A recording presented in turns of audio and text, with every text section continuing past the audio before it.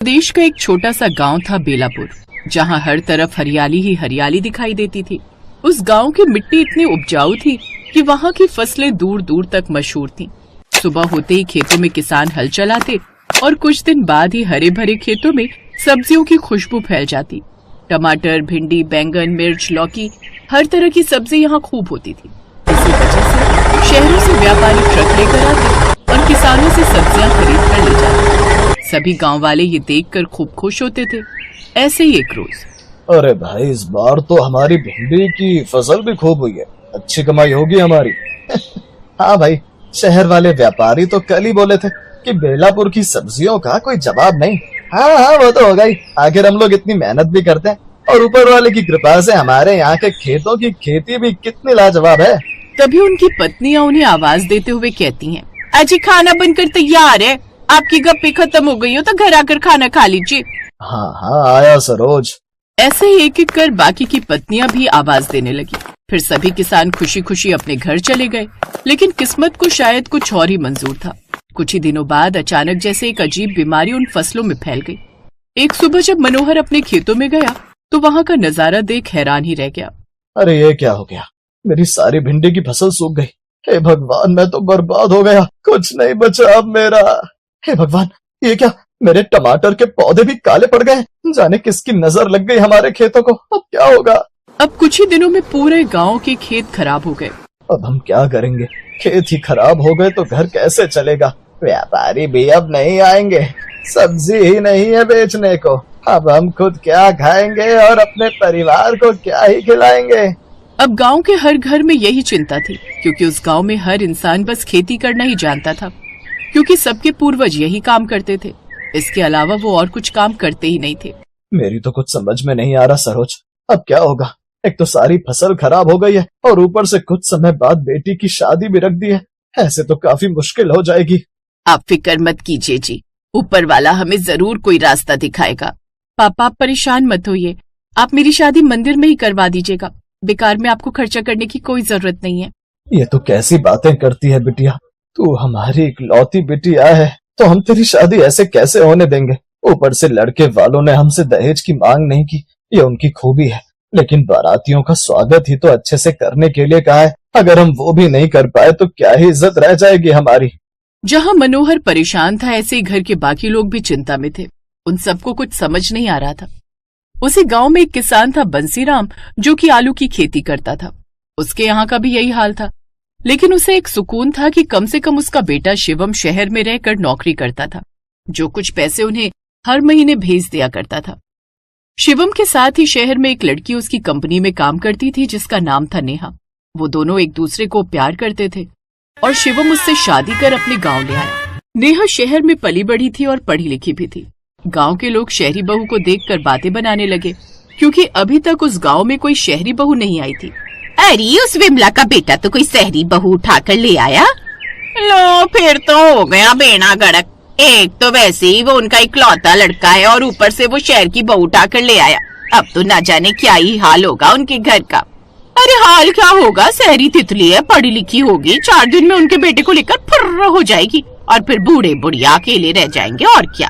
शहर से आई लड़की को देखकर वो सब बिना सोचे समझे बातें बनाने लगे, लेकिन वो ये नहीं जानते थे कि जिनके बारे में वो ये सब कह रहे हैं असल में वो बिल्कुल वैसी नहीं थी। अब कुछ दिन तक नेहा उसी गांव में रही, लेकिन धीरे धीरे उसने ये महसूस किया कि उनके घर के साथ साथ बाकी गांव के लोग भी उदास हैं।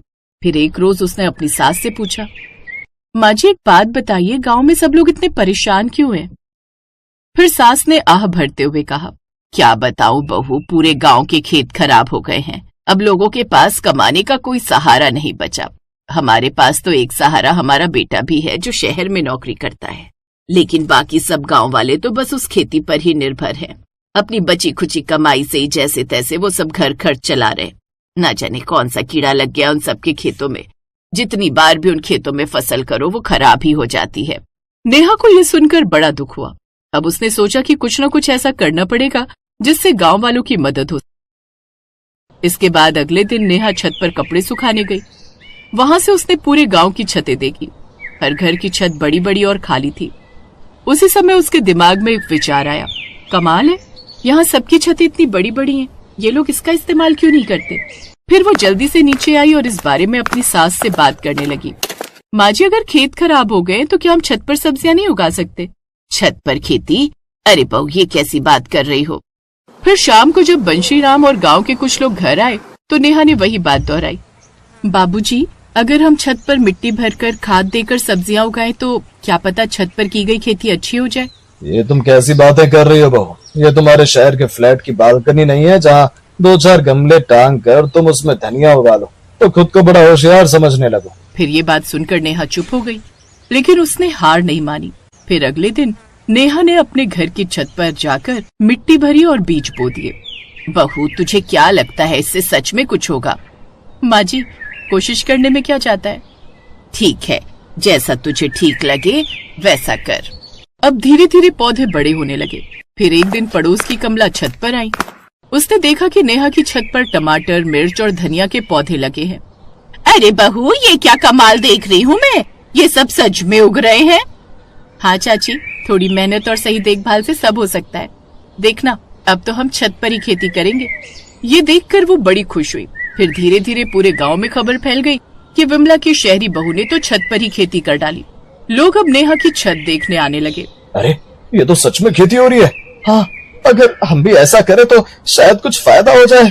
अब उसकी देखम देखी कुछ ही दिनों में गांव के लोगों ने भी अपनी छतों पर खेती करना शुरू कर दिया और नेहा से छत पर खेती करने की सीख लेने लगी। हाँ काका, रोज थोड़ा पानी दो और इनकी अच्छे से देखभाल करो। अब धीरे धीरे गांव के हर घर की छत पर हरी भरी सब्जियां उगने लगी। फिर एक दिन शहर के व्यापारी फिर गांव आए। उन्होंने देखा कि खेत तो खाली है, लेकिन हर घर की छत पर सब्जियां लटक रही हैं। अरे, ये कैसी खेती है? ये हमारी नई बहू का आइडिया है। वाह, बड़ी समझदार है आपकी बहू। अब उन व्यापारियों ने उनसे खूब सारी सब्जियां खरीद ली। अब गांव वालों की फिर से कमाई होने लगी। पहले जो लोग उस शहरी बहू की बुराइयां करते थे, अब वो उसकी तारीफ करने लगे। आज अगर हमारा गांव फिर से संभला है तो उस शहरी बहू की वजह से। हमने बेकार में ही उसे कितना भला बुरा कहा। चलो, अभी नई बहू के घर चलकर उसे धन्यवाद देते हैं। बहू, पहले हमने तुम्हें बेवकूफ समझा था, लेकिन आज तुमने पूरे गांव की किस्मत बदल दी। मैंने कुछ खास नहीं किया, बस मिलकर मेहनत की है काका। हाँ बहू रानी, अब हमारी छतें ही हमारा खेत बन गई हैं, हमारा रोजगार बन गई है। सभी ने नई बहू को खूब सारा धन्यवाद दिया, साथ ही उसकी खूब तारीफ भी की। और उस दिन से बेलापुर गांव सिर्फ खेतों की खेती के लिए ही नहीं, बल्कि छत वाली खेती के लिए भी मशहूर हो गया। कुछ समय बाद मनोहर काका की बेटी की शादी का दिन भी आ गया। मनोहर की छत पर खेती करके अच्छी खासी कमाई हो गई थी। उसने अच्छे से बारातियों के खाने पीने का इंतजाम किया। सभी बारातियों ने उनकी खूब तारीफ भी की। किसी ने सच ही कहा है, परिवर्तन ही संसार का नियम है और कभी कभी नया विचार ही सबसे बड़ी उम्मीद बन जाता है।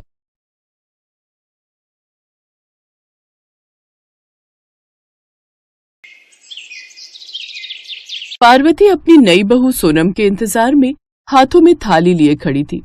अपनी बहू की आरती उतारकर पार्वती बोली, सोनम बहू, अपने दाहिने पैर से ये कलश गिराकर अंदर आ जाओ। सोनम कलश गिराकर अंदर आ गई। उस घर को देखकर सोनम बोलती है, सूरज, तुम्हारा घर तो कितना छोटा है। अरे ये क्या, आते ही अपने पति का नाम लेने लगी। हमारे यहाँ पति का नाम नहीं लेते। अच्छा, तो आप बाबूजी को कैसे बुलाती थी? मैं तो इन्हें सूरज के पापा कहकर बुलाती थी। लेकिन माँ जी, मुझे तो इन्हें बंटी के पापा कहकर बुलाने में शर्म आती है। तुम भी ना एकदम बॉडम हो, तो तू इसको एजी ओजी कहकर बुला लिया कर। अच्छा जाओ, अब अपने कमरे में जाओ और नहाकर फ्रेश हो जाओ। फिर कल तुम्हें अपने हाथों से प्रसाद बनाना है, जिसके लिए हमें कुलदेवी की पूजा करने जाना है। अगले दिन सुबह जल्दी उठकर सोनम नहाकर तैयार हो जाती है। फिर अपनी पहली रसोई करने रसोई में जाती है, जहाँ वो अपनी पहली रसोई में सबके लिए हलवा बनाती है और फिर कुलदेवी के मंदिर जाकर उन्हें वो प्रसाद चढ़ाती है। ऐसे ही कुछ दिन बीत जाते हैं। कुछ दिन बाद सोनम को अपने ससुराल के हालातों के बारे में पता चल जाता है। एक रोज, सुनिए जी, घर में सभी सब्जियां खत्म हो गई हैं, मुझे कुछ पैसे दे दीजिए। अगर नहीं दिए ना तो शाम को बनाने के लिए घर में कुछ भी नहीं होगा और हमें नमक या अचार के साथ रोटी खानी पड़ेगी। मैं खाने को कहाँ से लाऊं? अभी तो मालिक ने तनख्वाह भी नहीं दी। अच्छा, अब मैं चलता हूँ, काम पर जाने के लिए देर हो जाएगी। सूरज एक फैक्ट्री में गार्ड की नौकरी करता था। उसकी तनख्वाह बहुत कम थी और खाने वाले पूरे 5 जन। हे राम, 50 रुपए किलो बैंगन? नहीं नहीं, इतने महंगे नहीं चाहिए। अच्छा, ये आलू कैसे दिए? आलू भी पूरे 60 रुपए किलो। सब कुछ इतना महंगा है, इतनी महंगी महंगी सब्जियां खरीदूंगी तो आटा चावल कैसे आएगा। तभी सोनम के कानों में 10 रुपए अचार की आवाज पड़ती है। 10 रुपए अचार? ऐसा करती हूँ आज यही ले चलती हूँ, कम से कम सस्ता तो है। उस रोज वो अचार लेकर ही घर आ जाती है और उसी से सबको रोटी परोसती है। लेकिन अब अगले कुछ दिनों तक भी वो वही सब उनको परोसती रहती है। अरे बहू, रोज ये अचार रोटी खाकर ऊब चुके हैं, घर में सब्जी नहीं बन सकती क्या? आप तो जानती हैं माँ जी इनकी कमाई कितनी सी है और बाजार में सब्जियों के दाम कितने ज्यादा। भाभी ठीक कह रही है, अब जो भी बनाए खा लो। मुझसे तो नहीं खाया जाएगा बिना सब्जी के खाना। बंटी, ओ बंटी, जरा इधर तो आना। जा पड़ोस वाली कमला को बोल इस कटोरी में जरा सब्जी दे दे। 8 साल का बंटी कटोरा उठाकर सब्जी लेने पड़ोस की कमला काकी के घर चला जाता है। हाँ बोलो बंटी, ये कटोरी लेकर क्यों आए हैं? वो दादी ने थोड़ी सब्जी मंगवाई है। कमला मन ही मन सोचती है, आज अगर इसे सब्जी दे दी तो कल ये फिर कटोरी उठाकर सब्जी मांगने चला आएगा। एक काम करती हूँ, जो कल की बासी सब्जी रखी है वही दे देती हूँ। कमला बंटी को बासी सब्जी दे देती है, जिससे अब सोनम की सास पार्वती वो खा लेती है। शाम को वो बाजार जाकर 10 रुपए की थोड़ी सी सब्जी ले आती है, लेकिन उसमें सिर्फ आधी कटोरी सब्जी बन पाती, जिसमें केवल उसकी सास के लिए हो पाती। फिर एक रोज रोज जो सब्जियां बाजार से लाना तो हो नहीं पाएगा। मेरा मायका गांव में है, वहां पर खेत होने से कितना लाभ होता है। कम से कम हम अपने खेत में या आंगन में क्यारी लगाकर उसमें सब्जियां तो उगा सकते थे, लेकिन यहाँ तो इतनी भी जगह नहीं है कि हम ये कर सकें। शहरों में तो छोटी छोटी गलियां होती हैं जहाँ सब्जियां भी नहीं उगा सकते। खैर, अब कर भी क्या सकते हैं। इसके बाद सोनम घर के कामकाज में जुट जाती है, लेकिन अभी भी उसके दिमाग में यही सब चल रहा था। फिर शाम को छत पर से कपड़े उठाने गई, तभी अपनी लंबी चौड़ी खाली छत देखकर वो सोचने लगी, मैं भी कितनी बुद्धू हूँ, मेरे पास इतनी लंबी चौड़ी छत है, क्यों ना मैं इसी में सब्जियां उगाऊं। हाँ, थोड़ी मेहनत लगेगी। अब सोनम के मन में उत्साह आने लगता है। वो उसी दिन से छत पर मिट्टी डालकर उसमें खाद डालकर सब्जियां उगाने का काम करती है और उनकी देखभाल में कोई कमी नहीं आने देती।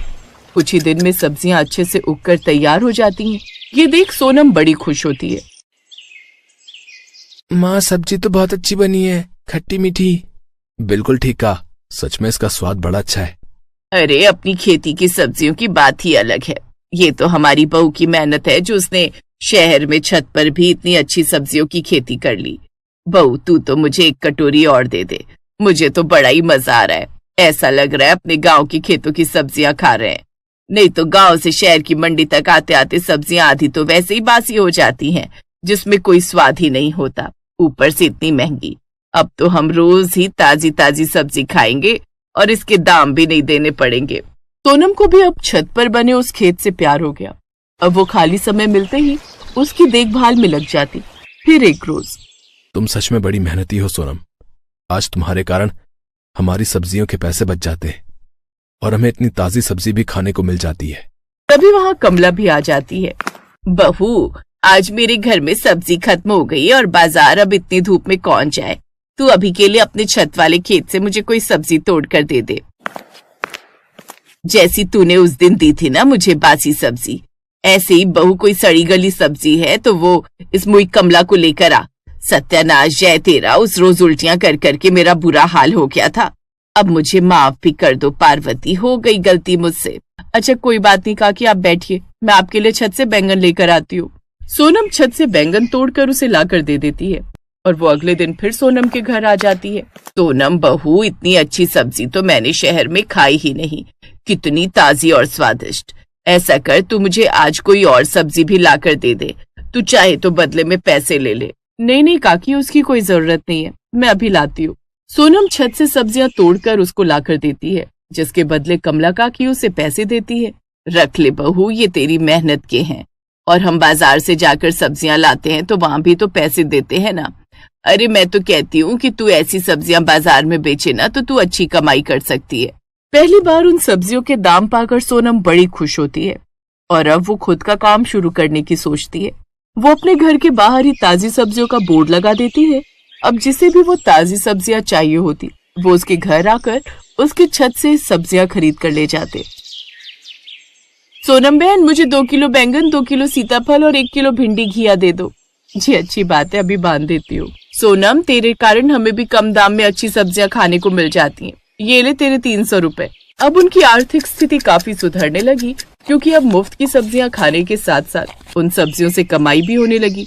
और अब घर खर्च तो सोनम की सब्जियां बेचकर ही चल पड़ता और सूरज की तनख्वाह सूखी बच जाती। और अब वो खुशी खुशी से रहने लगे। Best buddies. Hello friends.